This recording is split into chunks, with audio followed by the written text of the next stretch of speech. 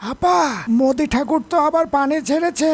ফেনী এলাকার মানুষ ডুবে গেছে সব। তোমাদের প্রশ্ন দাদাকে নিয়ে আর পারি না, কখন কি করে বসে। আচ্ছা মিটিয়ে সবাইকে আজ রাতে ডিনারে ডেকো, মোটা খামটা রেডি করো ওদের জন্য।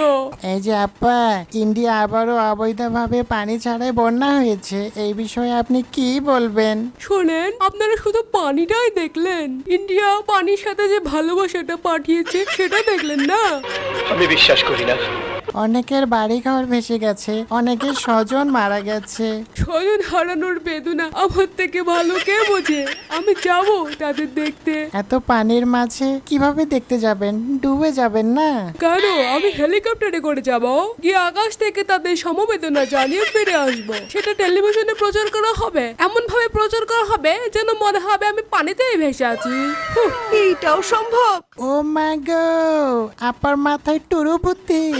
প্রশ্ন তো অনেক হলো, চলেন ডিনারে যাই, ক্ষুধা লাগছে নিশ্চয়। ও হ্যাঁ, ভালো কথা, খামগুলো মনে করে নিয়ে যাবেন কিন্তু। হা হা হা, আপা এগুলোর আবার কি দরকার ছিল?